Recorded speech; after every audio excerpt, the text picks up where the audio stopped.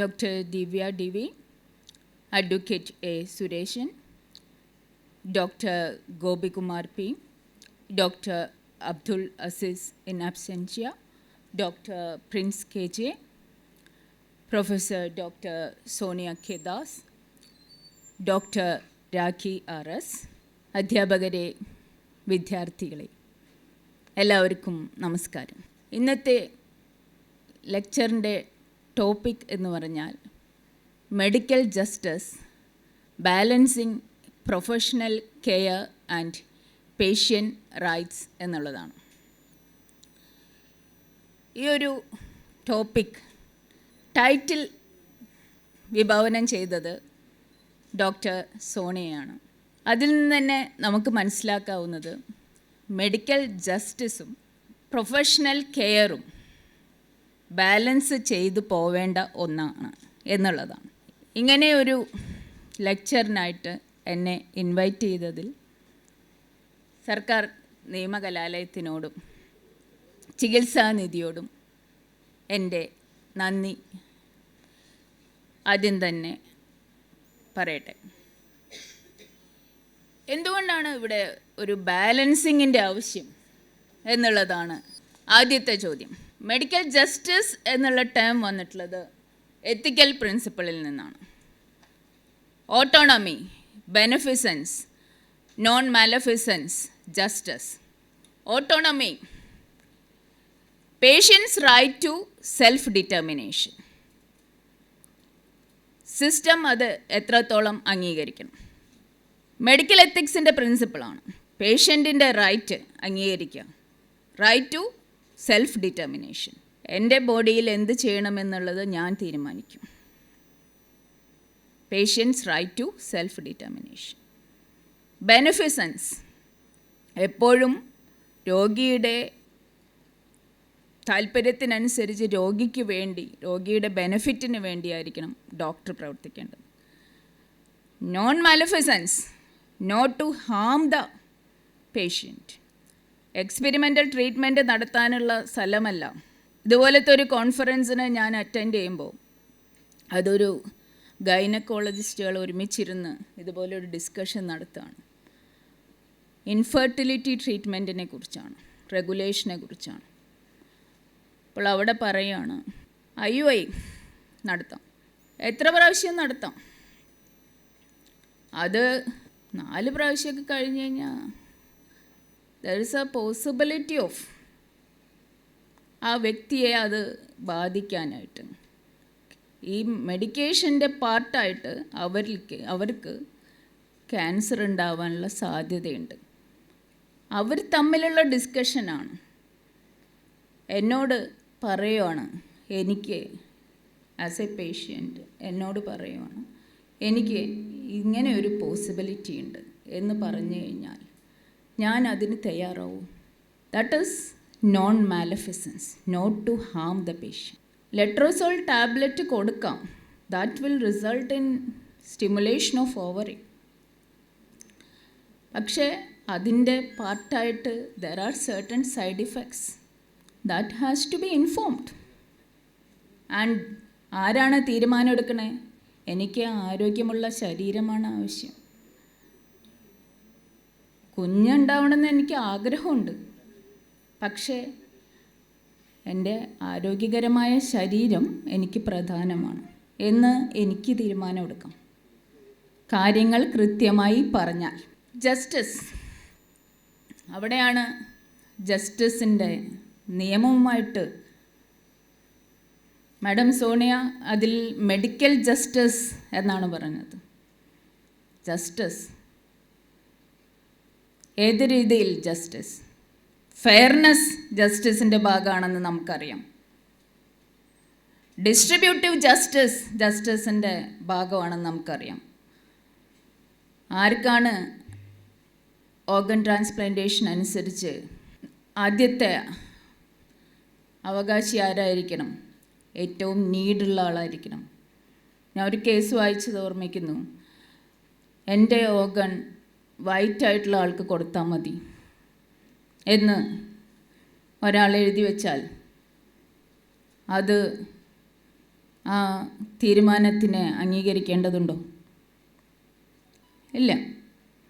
അപ്പോൾ fairness is a part of justice. എന്താണ് ഒരു പ്രൊഫഷൻ്റെ ക്യാരക്ടറിസ്റ്റിക്സ്? മെഡിസിൻ പ്രൊഫഷനാണ്, ലോ പ്രൊഫഷനാണ്. എന്താണ് പ്രൊഫഷൻ്റെ ക്യാരക്ടറിസ്റ്റിക്സ്? നമുക്കെല്ലാവർക്കും അറിയാം.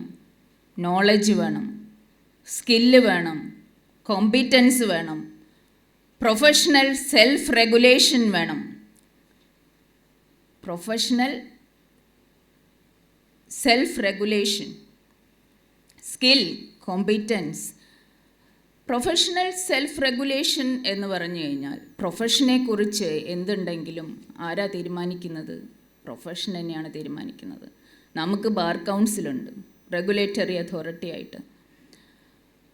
മെഡിക്കൽ കൗൺസിൽ മാറി നാഷണൽ മെഡിക്കൽ കമ്മീഷൻ. എന്തുകൊണ്ടാണ് പ്രൊഫഷണൽ സെൽഫ് റെഗുലേഷൻ കൊടുത്തിട്ടുള്ളത്? It is a privilege, it is not a right. In return for the committed service, society grants this privilege to the profession. Outside scrutiny ഇല്ല.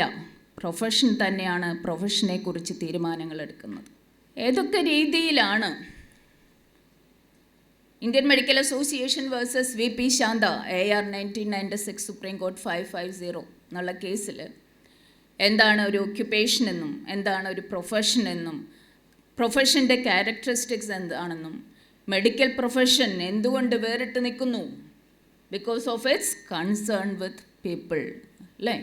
Service oriented ആയിരിക്കണം എല്ലാ പ്രൊഫഷനും. Law ആണെങ്കിലും മെഡിസിനും ആണെങ്കിലും it is not a money making business, it is service oriented. എപ്പോഴും service oriented ആയിരിക്കണം profession. That is also a characteristic of a profession. നിയമത്തിൽ എത്രത്തോളം മെഡിക്കൽ പ്രൊഫഷനെ കൺട്രോൾ ചെയ്യാൻ പറ്റും? Law is an inadequate tool to control regulate medical profession എന്ന് പറഞ്ഞാൽ നമുക്ക് നിയമം പഠിക്കുന്നവർക്ക് എത്രത്തോളം അംഗീകരിക്കാൻ പറ്റും? ഏതൊക്കെ രീതിയിലാണ് നിയമപരമായിട്ട് പ്രൊഫഷനെ കാണുന്നത്? നമുക്കറിയാം നെഗ്ലിജൻസിൻ്റെ principle, civil liability of medical profession. 1969 ഒരു റിപ്പോർട്ടഡ് ജഡ്ജ്മെൻ്റാണ് ഡോക്ടർ ലക്ഷ്മൺ വേഴ്സസ് ട്രിംബാക്ക് എന്നുള്ളത്. മെഡിക്കൽ നെഗ്ലിജൻസിൻ്റെ aspect: duty of care, breach of duty, consequent damage. Duty of care in deciding whether to undertake a case, what treatment is to be given and how to administer that treatment. എല്ലാ duty of care in deciding whether to undertake a case. എല്ലാ കേസും എടുക്കണമെന്ന് നിർബന്ധമില്ല. എമർജൻസിയിലല്ലെങ്കിൽ എല്ലാ കേസും എടുക്കണമെന്ന് നിർബന്ധമില്ല. Emergency treatment is a fundamental right. ഡോക്ടറിന് എല്ലാ കേസും എടുക്കണമെന്ന് നിർബന്ധമില്ല. Whether to undertake a case എടുത്തു കഴിഞ്ഞാൽ ഡോക്ടറിൻ്റെ ജഡ്ജ്മെൻ്റാണ് what treatment is to be given and how to administer that treatment. Duty of care, breach of duty, there is a breach of duty. അതിൻ്റെ ഭാഗമായിട്ട് എന്തെങ്കിലും കോൺസിക്വൻസ് ഉണ്ടാവണം. കോൺസിക്വൻസ് ഡെത്ത് ആയിരിക്കാം, disability ആയിരിക്കാം. എങ്കിൽ മാത്രമേ നഷ്ടപരിഹാരത്തിന്, ഡാമേജസിന് അർഹതയുള്ളൂ. ഇതാണ് സിവിൽ ലയബിലിറ്റിയുടെ principle. Duty of care, breach of duty, consequent damage, for which damages can be claimed. പക്ഷേ ഈ കേസിൽ കൃത്യമായിട്ട് അനസ്തേഷ്യ ഉപയോഗിച്ചില്ല. അതിൻ്റെ ഫലമായിട്ട് ഷോക്ക് വന്നു, പേഷ്യൻ്റ് ഡെത്തായി. ഈ പേഷ്യൻറ്റിൻ്റെ ഫാദർ ഒരു ഡോക്ടറായിരുന്നു. അതുകൊണ്ടാണ് കേസ് കോടതിയിൽ വരികയും കേസിൽ നഷ്ടപരിഹാരം ലഭിക്കുകയും ചെയ്തത്. എങ്ങനെയാണ് ഈ കേസുകൾ തീരുമാനിക്കേണ്ടത്? നമ്മളുടെ നിയമം ഇംഗ്ലീഷ് കോമൺ ലോ ആണ്. കേസ് ബേസ്ഡ് ആയിട്ടാണ് തീരുമാനിക്കേണ്ടത്. നമ്മളിപ്പോഴും അഡോപ്റ്റ് ചെയ്യുന്നത് സ്റ്റാൻഡേർഡ് ഓഫ് കെയർ എന്നുള്ള ഇതിന് നമ്മൾ അഡോപ്റ്റ് ചെയ്യുന്ന ടെസ്റ്റ് ബോളം ടെസ്റ്റാണ്. A doctor is not guilty of negligence if he had acted in accordance with a practice accepted as proper by a responsible body of medical men skilled in that particular art. എനിക്കറിയാമോ എന്താണ് medical negligence എന്ന്? ഞാൻ 25 വർഷമായിട്ട് ഇതാണ് പഠിക്കുന്നത്. അത് വിചാരിച്ച് എനിക്കത് judge ചെയ്യാൻ പറ്റുമോ? പറ്റില്ല. ആരാണ് ജഡ്ജ് ചെയ്യേണ്ടത്? Doctors, medically allopathic practitioners, MBBS ഡിഗ്രിയുള്ള ആളുകൾക്കാണ് അത് നെഗ്ലിജൻസ് ആണോ അല്ലയോ എന്ന് പറയാനുള്ള അധികാരമുള്ളൂ. It is based on expert evidence. നമുക്ക് നിയമത്തിലൊരു പ്രിൻസിപ്പിൾ അറിയാം. എന്താണ്? റെസ് ഇപ്സ ലോക്യൂറ്റർ. റെസ് ഇപ്സ ലോക്യൂറ്റർ എന്ന് പറഞ്ഞാൽ എന്താണ്? Thing speaks for it self. ഇപ്പോൾ നടക്കുന്ന വിവാദം മെഡിക്കൽ ജൂറിസ്പ്രുഡൻസ് പഠിക്കുന്ന അവരുടെ ടെക്സ്റ്റ് ബുക്കിൽ തന്നെ ഈ ഒരു കാര്യം വ്യക്തമായിട്ട് എഴുതിയിട്ടുണ്ട്. കത്രിക കിടന്നിട്ട് എങ്ങനെയായിരിക്കും ഇരിക്കുന്നത് എന്നുള്ളത്. അപ്പോൾ when a foreign body is left after surgery, that is an instance of res ipsa loquitur. Negligence per se, no further proof is required. This is a case law relating to that. ഒരു സർജറിക്ക് ശേഷം ഒരു towel വെച്ചിരിക്കും. അത് പെറ്റോനൈറ്റിസ് ആയിട്ട് ആൾ മരിക്കുകയും ചെയ്ത കേസാണ് ഇത്. അപ്പോൾ അങ്ങനെയുള്ള കേസുകളിൽ നെഗ്ലിജൻസ് അപ്പോൾ തന്നെ നമുക്ക് മനസ്സിലാക്കാൻ സാധിക്കും എന്നാണ് നിയമം പറയുന്നത്. അതല്ലാതെ ആരും കൊണ്ടുവന്ന് എക്സ്പെർട്ട് എവിഡൻസിൻ്റെ ആവശ്യമില്ല. That is relating to civil liability. Criminal liability section 304A IPC ആയിരുന്നു, ഇപ്പോൾ സെക്ഷൻ 106 BNS ആണ്. അതനുസരിച്ച് 304A IPC അനുസരിച്ച് rash negligent act that had resulted in death. അന്ന് മാറി 106 വന്നപ്പോൾ മെഡിക്കൽ പ്രാക്ടീഷണേഴ്സിനെ സെപ്പറേറ്റ് ആയിട്ട് തന്നെ എഴുതി 2 years imprisonment and shall also liable to fine എന്ന് പറയുന്നുണ്ട്. അപ്പോൾ അതിൻ്റെ ബേസ് അറിയണം എന്നുണ്ടെങ്കിൽ ആർ വേഴ്സസ് അഡോമോക്കോ എന്ന് പറഞ്ഞ കേസിലേക്ക് പോകണം. അവിടെ ഒരു സർജറി നടന്നുകൊണ്ടിരിക്കുകയാണ്. ആൾ മരിക്കാനുള്ള കാരണം എന്ന് പറഞ്ഞു കഴിഞ്ഞാൽ ഓക്സിജൻ സിലിണ്ടറിലേക്ക് വെച്ചിട്ടുണ്ടായിരുന്ന ട്യൂബ് ഡിസ്കണക്റ്റായി. ഇവിടെ ഒരു അനസ്തെറ്റിസ്റ്റ് കോമ്പീറ്റൻ്റ് ആണെങ്കിൽ വിതിൻ സെക്കൻഡ്സ് അവരത് മനസ്സിലാക്കും. ഇവിടെ ആ കാര്യം മനസ്സിലാക്കിയപ്പോഴേക്കും ആൾ ഡെത്തായി. അതാണ് ആർ വേഴ്സസ് അഡോമോക്കോ എന്ന് പറഞ്ഞ കേസ്. അവിടെയാണ് ഇൻകോമ്പീറ്റൻസ്, പ്രൊഫഷണൽ വരുമ്പോൾ സ്കിൽ ആൻഡ് കോമ്പീറ്റൻസ് ആണുള്ളത്. ഇൻകോമ്പീറ്റൻസ് വിൽ അട്രാക്റ്റ് പീനൽ ലയബിലിറ്റി എന്നുള്ള പ്രിൻസിപ്പിൾ വന്നത്. വാണ്ട് ഓഫ് സ്കില്ലില്ല, കോമ്പീറ്റൻസ് ഇല്ല. For that person is a competent anesthetist, he will find it out within seconds എന്നുള്ളതാണ് പ്രിൻസിപ്പിൾ. ഇനി നമ്മളുടെ സിസ്റ്റത്തിലേക്ക് വരുവാണെങ്കിൽ മെഡിക്കൽ നെഗ്ലിജൻസ് എന്നുള്ളത് എന്നാണോ കൺസ്യൂമർ പ്രൊട്ടക്ഷൻ ആക്ടിനെ, മെഡിക്കൽ സർവീസിനെ കൺസ്യൂമർ പ്രൊട്ടക്ഷൻ ആക്ടിൻ്റെ പരിധിയിൽ കൊണ്ടുവന്നത് 1996, അതിന് മുൻപായിട്ട് റിപ്പോർട്ടഡ് ജഡ്ജ്മെൻറ്റ്സ് നോക്കിക്കഴിഞ്ഞാൽ വളരെ കുറച്ചാണ് ഈ ഒരു ഏരിയയിൽ ഉണ്ടായിരുന്നത്. അതിലുള്ള ഒരു കേസാണ് ഞാൻ പറഞ്ഞ ലക്ഷ്മൺ വേഴ്സസ് ട്രിംബാക്ക് എന്നുള്ളത്. ഒരു കേരള ഹൈക്കോടതിയുടേതായ ഒരു ഡിസിഷൻ ഉണ്ട്, doctor TT Thomas versus Elsa എന്ന് പറഞ്ഞിട്ട്.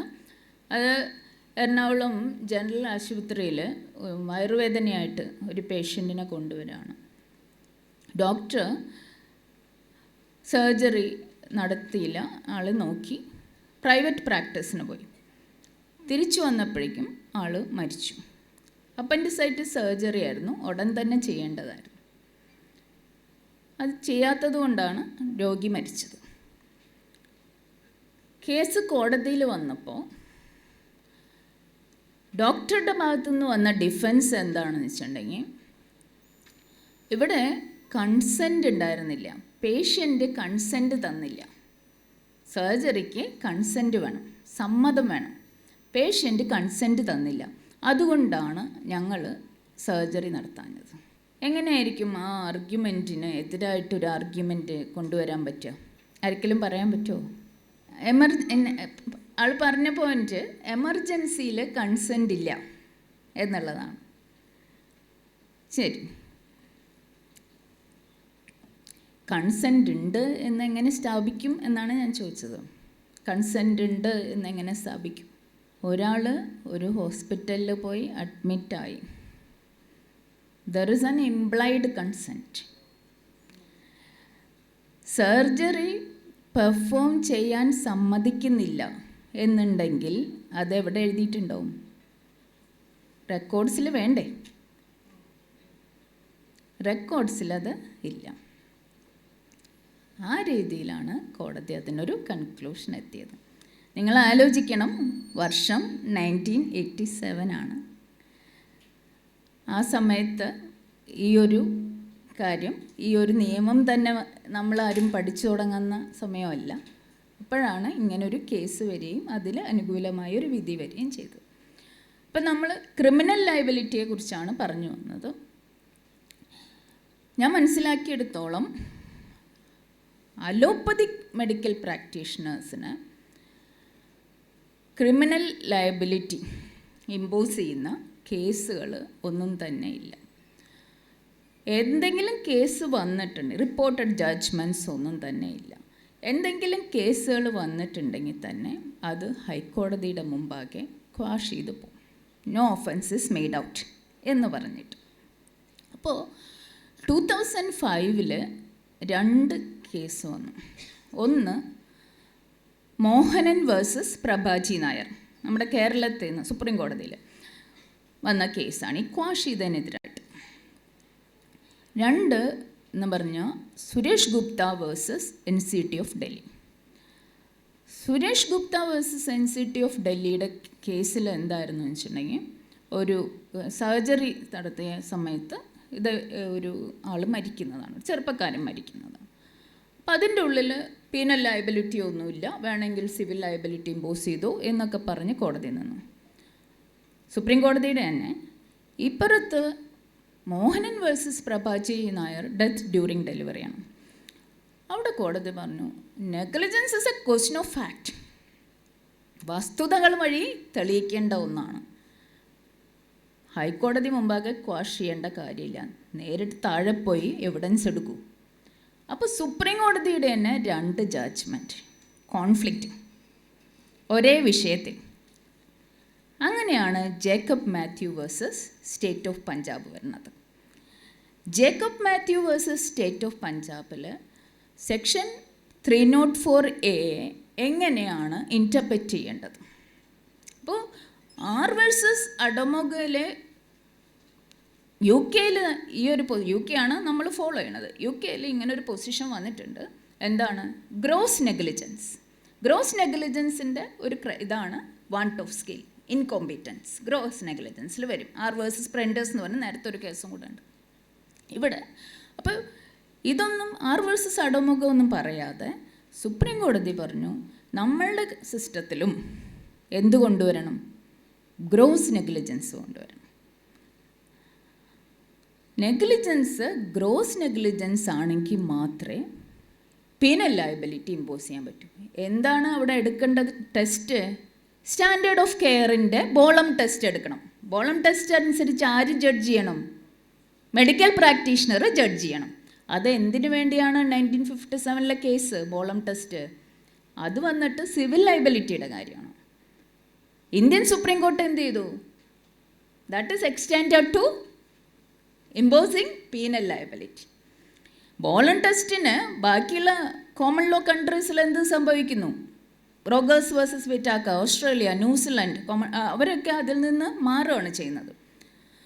If it is not responsible, if it is not reasonable, if it is not logical, കോടതിയുടെ ജോലി എന്ന് പറഞ്ഞു കഴിഞ്ഞാൽ expert evidence as such accept ചെയ്യലല്ലോ, കോടതിക്ക് അതിൽ നിന്ന് മാറാം, ഡീവിയേറ്റ് ചെയ്യാം എന്നുള്ള പൊസിഷൻ മറ്റ് കോമൺ ലോ കൺട്രീസ് അഡോപ്റ്റ് ചെയ്യുമ്പോൾ ഇന്ത്യൻ സുപ്രീം കോർട്ട് ബോളം ടെസ്റ്റ്, ബോളിത്തോ എന്ന് പറഞ്ഞ കേസ് UK വന്നു, അത് കഴിഞ്ഞ് ഇന്ത്യൻ സുപ്രീം കോർട്ട് ഈ കേസിൽ പറഞ്ഞത് എന്താണ്, ജേക്കബ് മാത്യുവിൽ പറഞ്ഞത് negligence is to be qualified by the term gross.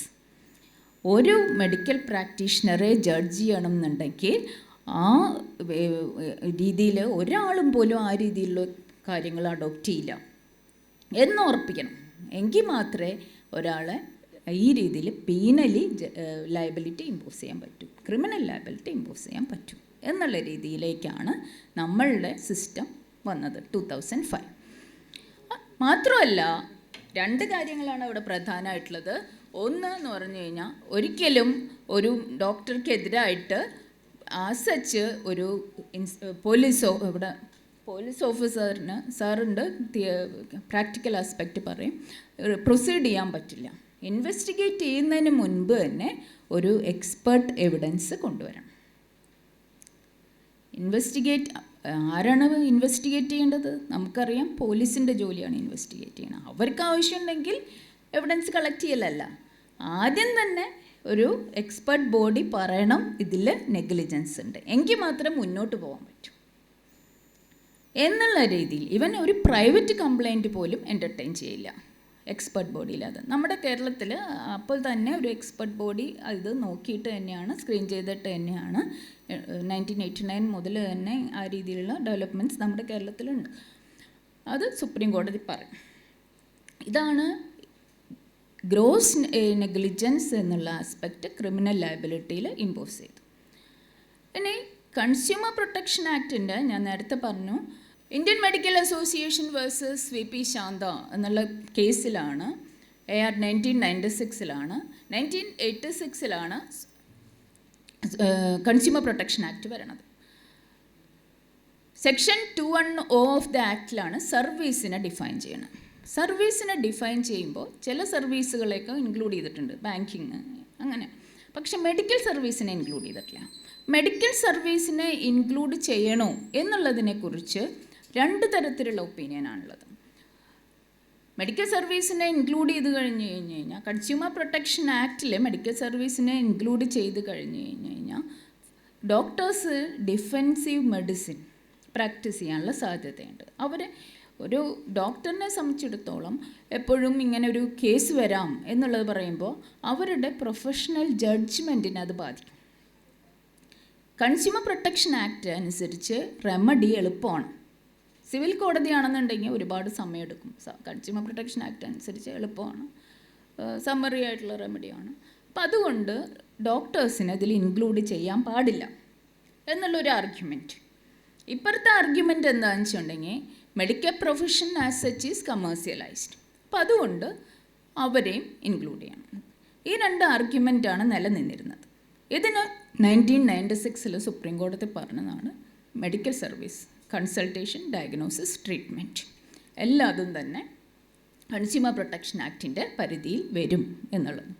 അതനുസരിച്ച് there is an increase in number of കേസസിൻ്റെ നമ്പറിൽ ഇൻക്രീസ് ഉണ്ടായിട്ടുണ്ട്. റെമഡി ആളുകൾക്ക് കിട്ടുന്നുണ്ടോ എന്നുള്ള ചോദ്യം വരുവാണെന്നുണ്ടെങ്കിൽ റെമഡി കിട്ടുക അത്ര എളുപ്പമല്ല. എക്സ്പെർട്ട് എവിഡൻസ് എന്നുള്ളൊരു കാര്യം ഡോക്ടേഴ്സിൻ്റെ ഭാഗത്തുനിന്ന് വന്ന് തെളിവ് നൽകിയാൽ മാത്രമേ റെമഡി കിട്ടൂ. അത് ബുദ്ധിമുട്ടാണ്. എക്സ്പെർട്ട് എവിഡൻസ് കൊണ്ടുവരിക എന്നുള്ളത് ബുദ്ധിമുട്ടാണ്. അപ്പോൾ മെഡിക്കൽ സർവീസ് കൺസ്യൂമർ പ്രൊട്ടക്ഷൻ ആക്ടിൻ്റെ പരിധിയിൽ കൊണ്ടുവന്നപ്പോൾ കേസുകൾ ഇൻക്രീസ് ഉണ്ട്, റെമഡി കിട്ടിയതുണ്ട്, ഹയർ എമൗണ്ട് ഓഫ് കോമ്പൻസേഷൻ കിട്ടിയതുണ്ട്. പക്ഷേ അവിടെ നോക്കുമ്പോൾ അവിടെ തെളിവ് കൊടുക്കാനായിട്ട് ഡോക്ടേഴ്സ് ഉണ്ടാവും. 2 ഡോക്ടേഴ്സാണ് അവിടെ വാദിയായിട്ട് വരുന്നതെന്നുണ്ടെങ്കിൽ ആളുകളുണ്ട് തെളിവ് കൊടുക്കാൻ, അപ്പോൾ അതിന് റെമഡി ഉണ്ട്. അല്ലാതെ ഉള്ളതിൽ എക്സ്പേർട്ട് എവിഡൻസ് കിട്ടുക എന്നുള്ളത് ഒരു ബുദ്ധിമുട്ട് തന്നെയാണ്. കൺസെൻറ്റുമായിട്ട് ബന്ധപ്പെട്ട് ഇപ്പോൾ ഇവിടെ ബാലൻസിങ് വേണം എന്ന് പറഞ്ഞു. ബാലൻസിങ്ങിൽ വരുന്ന ചില അവകാശങ്ങളുണ്ട്. Consent to medical treatment. ഞാൻ നേരത്തെ ഡോക്ടർ ടി തോമസ് വേഴ്സസ് എൽസയുടെ കേസ് പറഞ്ഞു. അതിന് ഇതായിട്ട് സമീറ കോഹ്ലി വേഴ്സസ് പ്രഭ മഞ്ചണ്ട എന്ന് പറഞ്ഞൊരു കേസ്. അവിടെ അവരൊരു മിഡിൽ ഏജ്ഡ് വുമണാണ്. അവർ ഡയഗ്നോസ്റ്റിക് ലാപ്രോസ്കോപ്പിക്ക് വേണ്ടിയിട്ടാണ് അഡ്മിറ്റ് ചെയ്തത്. ഡോക്ടർ എന്ത് ചെയ്തു എന്ന് വെച്ചിട്ടുണ്ടെങ്കിൽ she performed hysterectomy, removal of uterus. അപ്പോൾ അവിടെ കൺസെൻറ്റ് ഉണ്ടോ എന്നുള്ളൊരു ചോദ്യമാണ്. വെദർ ദർ ഇസ് കൺസെൻറ്റ് എന്നുള്ളൊരു ക്വസ്റ്റ്യനാണുള്ളത്. അതിലാണ് ഇന്ത്യയിലെ നിയമം എന്തായിരിക്കണം കൺസെൻറ്റ് എന്നുള്ളത്. കൺസെൻറ്റിൻ്റെ 3 കാര്യങ്ങളാണ് പ്രധാനം. Capacity, വോളണ്ടറിനെസ്, information. കൺസെൻറ്റ് കൊടുക്കാൻ ആൾക്ക് കപ്പാസിറ്റി ഉണ്ടായിരിക്കണം. ഒരു മൈനറിന് കപ്പാസിറ്റി ഇല്ല, അയാളുടെ പേരിൽ ബെസ്റ്റ് ഇൻട്രസ്റ്റ് അനുസരിച്ച് തീരുമാനം എടുക്കാം. കപ്പാസിറ്റി. വോളണ്ടറിനെസ്, തീരുമാനം സ്വന്തം ഇഷ്ടപ്രകാരം ആയിരിക്കണം. ഇൻഫോർമേഷൻ, അതിന് വേണ്ട ഇൻഫോർമേഷൻ കൊടുത്തിരിക്കണം. ഈ 3 കാര്യങ്ങളാണ് അവിടെ ഉള്ളത്. ഇവിടെ ഡോക്ടറെ സംബന്ധിച്ചിടത്തോളം അവർ ആ ഓപ്പറേഷൻ ടേബിളിൽ വെച്ചിട്ട് തീരുമാനം എടുക്കുകയാണ് ഹിസ്റ്ററക്ടമി നടത്താൻ. അപ്പോൾ വിത്തൗട്ട് ഹെർ കൺസെൻറ്റ്. ആ സമയത്ത് അവരുടെ അമ്മയുടെ കൺസെൻറ്റ് വാങ്ങിച്ചു. അപ്പോൾ അമ്മയുടെ കൺസെൻറ്റ് വാലിഡ് കൺസെൻറ്റായിട്ട് കണക്കാക്കാൻ പറ്റും എന്നുള്ള ചോദ്യം വന്നു. അപ്പോൾ നമ്മൾ എന്ത് ഫോളോ ചെയ്യണം? അവിടെയും പ്രൂഡൻറ്റ് പേഷ്യൻ്റ് ടെസ്റ്റ് വേണോ, it is left to doctors judgement വേണോ എന്നുള്ള ക്വസ്റ്റ്യനാണുള്ളത്. ഏത് എക്സ്റ്റെൻറ്റിൽ ഇൻഫർമേഷൻ കൊടുക്കണം എന്നുള്ളത് ഡോക്ടർക്ക് തെറാപ്യൂട്ടിക് പ്രിവിലേജ് റേസ് ചെയ്യാൻ പറ്റുമോ? പേഷ്യൻറ്റിൻ്റെ അടുത്ത് സംസാരിച്ചപ്പോൾ ഡോക്ടർക്ക് മനസ്സിലായി doctor will always act in good faith എന്നുള്ള പ്രിൻസിപ്പിൾ എടുക്കാൻ പറ്റും എന്നുള്ളതൊക്കെയാണ്. അപ്പോൾ അവിടെ കോടതി പറഞ്ഞത് ഡോക്ടർക്ക് തീരുമാനിക്കും എന്നുള്ളതാണ് ഇന്ത്യയിലെ പൊസിഷനായിട്ട്. അതായത് ഈ റിയൽ കൺസെൻ്റ് ആയിരിക്കണം, വാലിഡ് കൺസെൻ്റ് ആയിരിക്കണം, എന്നാലും ഈ 3 കാര്യങ്ങളും അവിടെ ഫോളോ ചെയ്തിരിക്കണം. പക്ഷേ ഈ കാര്യത്തിൽ ഗുഡ് ഫെയ്ത്തിലാണ് തീരുമാനം എടുത്തത്. ഡാമേജസ് കൊടുക്കാൻ പറഞ്ഞു, പക്ഷേ ഗുഡ് ഫെയ്ത്തിലാണ് തീരുമാനമെടുത്തത് എന്നുള്ള ഒരു കൺക്ലൂഷനിലാണ് കോടതി എത്തിയിട്ടുള്ളത്. ഇപ്പോൾ നമ്മളെ സംബന്ധിച്ചിടത്തോളം ലോ ഈസ് ആൻ ഇനാഡ്വക്കേറ്റ് ടോൾ എന്ന് ഞാൻ പറഞ്ഞതിൽ നിന്ന് മാറി ഇപ്പോൾ സോഷ്യൽ മീഡിയയുടെ ഞാൻ മനസ്സിലാക്കുന്നത് അങ്ങനെയാണ്, പ്രചരണത്തിൽ ഈവൻ ഡോക്ടേഴ്സിൻ്റെ പ്രൊഫഷണൽ ജഡ്ജ്മെൻറ്റ്, ഞാൻ ഇപ്പോൾ കഴിഞ്ഞ ദിവസം കണ്ട ഒരു ഇതിൽ നിന്ന് ഞാൻ മനസ്സിലാക്കിയതാണ്, അവരുടെ പ്രൊഫഷണൽ ജഡ്ജ്മെൻറ്റിനെ വരെ ആളുകൾ ഇറ്റ്സ് എ ഫിഡ്യൂഷ്യറി റിലേഷൻഷിപ്പ് അല്ലേ. നമ്മൾ ഈ ഇങ്ങനെയൊക്കെ സംസാരിക്കാൻ തന്നെ, ഇപ്പോൾ ഡോക്ടേഴ്സിനെ ഇരുത്തിക്കൊണ്ട് ഇങ്ങനെയൊക്കെ സംസാരിക്കാൻ തന്നെ നമ്മളിപ്പോഴാണ് ധൈര്യപ്പെടുന്നത് അല്ലേ. അപ്പോൾ അല്ലേ, നമ്മൾ ഡോക്ടേഴ്സിനെ ദൈവത്തിന് തുല്യമായിട്ട് കാണുന്ന ഒരു ഫിഡ്യൂഷ്യറി റിലേഷൻഷിപ്പ് ഉണ്ടാവണം എപ്പോഴും. Trust, it is based on trust and confidence അല്ലേ. അപ്പം അതിൽ നിന്ന് മാറി ഇപ്പോൾ ആളുകൾ ദിവ്യ ഇതിൽ പറഞ്ഞു സർവീസിൻ്റെ ക്വാളിറ്റി ഓഫ് സർവീസിനെ ബാധിക്കുന്ന ഒരു കാര്യം എന്ന് പറഞ്ഞു കഴിഞ്ഞാൽ ഓവർ ക്രൗഡിങ് ആണ് എന്ന് പറയുന്നത്. അപ്പോൾ കമ്മ്യൂണിക്കേഷൻ്റേതായ പ്രശ്നങ്ങളാണ് ഒരു കാര്യം. പിന്നെ ഇപ്പോൾ ഈവൻ ഡോക്ടേഴ്സിനുള്ള വിശ്വാസ്യമില്ലായ്മയുടെ ഒരു ഉദാഹരണമായിട്ട് എനിക്ക് തോന്നുന്നു, അവരുടെ പ്രൊഫഷണൽ ജഡ്ജ്മെൻറ്റിനെ വരെയും ആളുകൾ അറ്റാക്ക് ചെയ്യുന്നു. ആൾക്കാർക്ക് ഇതിനെക്കുറിച്ച് യാതൊരു ധാരണയില്ലെങ്കിലും അവരുടെ പ്രൊഫഷണൽ ജഡ്ജ്മെൻറ്റിനെ വരെയും ആളുകൾ അറ്റാക്ക് ചെയ്യുന്ന ഒരു കാലഘട്ടത്തിലാണ് നമ്മൾ നിൽക്കുന്നത്. അപ്പോൾ അതുകൊണ്ടാണ് ബാലൻസിങ്ങിൻ്റെ, നേരത്തെ ബാലൻസിങ് ഇല്ല, in favor. There is an organized resistance on part of the medical profession. അതുകൊണ്ട് തന്നെ എപ്പോഴും അവർ നിയമം അവരെ കൺട്രോൾ ചെയ്യുന്നതിൽ പുറകിലോട്ട് തന്നെയാണ്. റെഗുലേറ്ററി ബോഡി ഉണ്ട്, റെഗുലേറ്ററി ബോഡി അനുസരിച്ച് പ്രൊഫഷണൽ മിസ്കോണ്ടക്റ്റ് വരും. അതിൽ ചില റൈറ്റ്സ് പറയുന്നുണ്ട്, കൺസെൻ്റ് ഉണ്ട്, കോൺഫിഡൻഷ്യാലിറ്റി ഉണ്ട്, ആക്സസ് ടു മെഡിക്കൽ റെക്കോർഡ്സ് ഉണ്ട്. കേസുകൾ ഇഷ്ടം പോലെ ഉണ്ട്, എല്ലാം പറയാനില്ല, നിങ്ങൾക്ക് ഇപ്പോൾ തന്നെ നന്നായി ബോറടിച്ചിട്ടുണ്ട്. അപ്പോൾ ഞാൻ ഇത്രയും പറഞ്ഞുകൊണ്ട് നിർത്താം. ഇനി അതിൻ്റെ ഡിസ്കഷനിലേക്ക് വരുമ്പോൾ പറയാം.